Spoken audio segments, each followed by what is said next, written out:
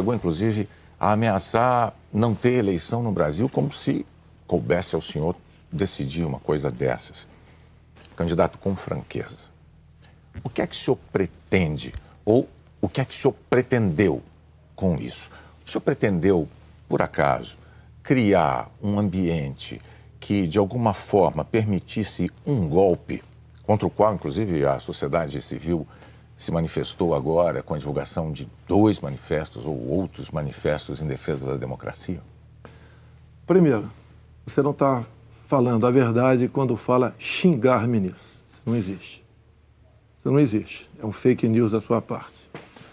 Outra coisa, eu quero é transparência nas eleições. Vocês, com toda certeza, não leram o inquérito de 2018 da Polícia Federal, que inclusive está inconcluso. E aquela pergunta que eu sempre faço: se você pode botar uma tranca a mais na sua casa para evitar que ela seja assaltada, você vai fazer ou não? Então esse é o objetivo disso que eu tenho falado sobre o Tribunal Superior Eleitoral. E outra coisa, em 2014, tivemos eleições, no segundo turno, o PSDB duvidou da lisura das eleições e contratou uma auditoria. E a conclusão da auditoria do PSDB, que as urnas são inauditáveis. E só para ficar bem tranquilo aqui, Boni, 2018, houve uma denúncia de fraude e a senhora Rosa Weber determinou que fosse aberto um inquérito pela Polícia Federal para apurar a fraude, que, obviamente, se houve fraude, eu ganhei, quem fraudou seria eu. A PF começou a apuração. E quem informou o que eu vou te falar aqui para a PF foi o Tribunal Superior Eleitoral. Numa das partes do inquérito está assinado pelo chefe do TI do TSE que hackers ficaram por 8 meses dentro do TSE, inclusive com a senha de um ministro, de nome Banhos, além de senha de outros 5 servidores. Imediatamente, a Polícia Federal pediu os logs, as impressões digitais do que ocorreu nas eleições de 2018. O TSE podia ter informado no mesmo dia, mas 7 meses depois, o TSE informou que os logs haviam sido apagados. Então, a grande interrogação é exatamente essa daí. Nós queremos evitar que dúvidas pairem por ocasião das eleições agora desse ano. Candidato, nada mais além disso. É curioso que o senhor se refira a esse episódio, porque o senhor, inclusive, foi acusado de ter divulgado informações sigilosas de investigações inconclusivas. Mas sobre a transparência que o senhor afirma defender das urnas, órgãos fiscalizadores como o Tribunal de Contas da União, a Advocacia Geral da União, associações de juízes, associações de juristas, associações de delegados da Polícia Federal, todos já atestaram a segurança das urnas eletrônicas. Eu vou além. A transparência e a segurança das urnas eletrônicas tem sido motivo de orgulho da maioria da população brasileira. Agora, o senhor começou a sua resposta afirmando que eu tinha cometido fake news. Em nome da verdade, candidato, o senhor xingou o ministro do Supremo de canalha. O senhor fez isso com o microfone. Então, e ele vinha fazendo contra mim. Mas, candidato, eu lhe perguntei qual era o seu propósito. Lembra a pergunta que eu fiz ao senhor? Qual era o seu propósito? Falou ministro. Foi um ministro específico. Senhor. Tá ok? Tá refeita aqui a dúvida? Mas não, é que o senhor disse que eu cometi fake news. Só para esclarecer, a pergunta que eu lhe fiz é: qual era o seu propósito ao xingar um ministro de canalha e ameaçar não permitir que as eleições fossem realizadas, se isso não lhe compete fazer? Não é uma atribuição do presidente da República, é uma atribuição constitucional, candidato. Quem vem sendo perseguido o tempo todo por um ministro supremo sou eu.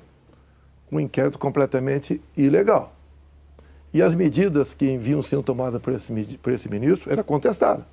Lá atrás, inclusive, a procuradora Raquel Dodge deu um parecer para que esse inquérito deixasse de existir. E continua existindo. A temperatura subiu. Hoje em dia, pelo que tudo indica, está pacificado. Espero que seja uma página virada. Até você deve ter visto, por ocasião da posse do senhor Alexandre de Moraes, um certo contato amistoso nosso lá.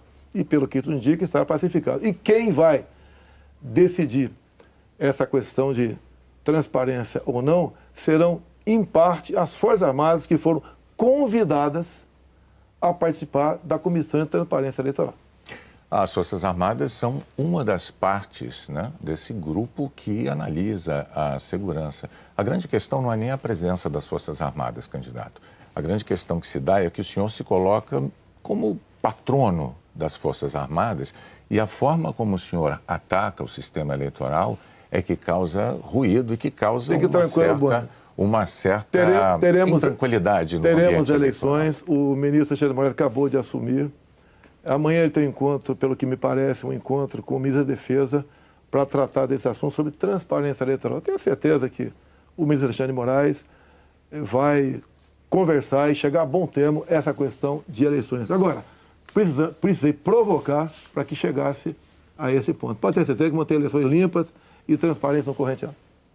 O senhor costuma dizer que defende a liberdade. Mas a impressão que dá quando a gente vê manifestações de apoiadores seus é de que nem todos têm a mesma percepção daquilo que o senhor defende, porque é muito comum vermos apoiadores seus defendendo medidas absolutamente inconstitucionais. Fechamento do Congresso, fechamento do Supremo Tribunal Federal, golpe militar, intervenção militar com Bolsonaro, essas coisas são ditas. Inclusive tem uma frase que é muito ouvida também nessas manifestações por parte desses grupos que é: eu autorizo. No entanto, o senhor não os desautoriza, candidato.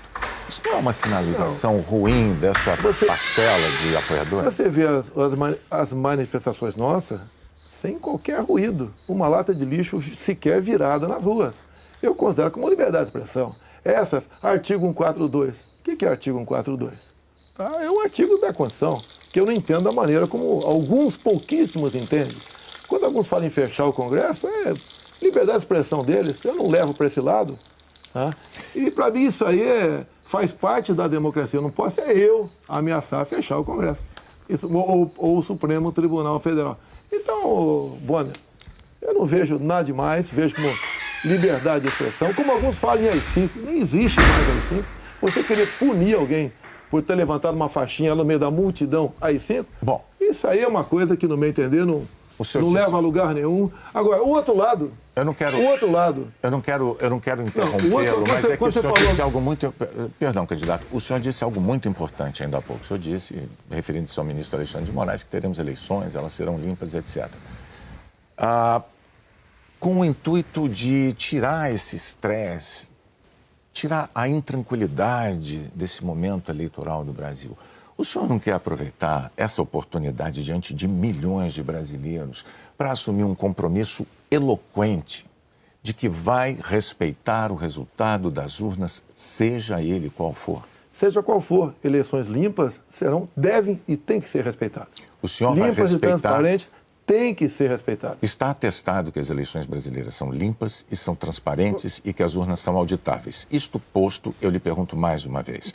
O senhor vai assumir um compromisso diante de milhões de brasileiros de respeitar o resultado das urnas e estimular os seus seguidores a fazer o mesmo, candidato? Serão respeitados os resultados das urnas desde que as eleições sejam limpas e transparentes. Como você disse que são auditáveis, em 2014 não aconteceu isso. Mas tudo bem. Vamos botar um ponto final nisso? O senhor vai botar um ponto resolvido. final? Ponto final. Vamos para outra pergunta, outro assunto. Então, vamos respeitar os resultados. Nós temos uma declaração importante do candidato Bolsonaro assumindo publicamente o respeito ao resultado das urnas de outubro. Renata. Pandemia, candidato. Claro.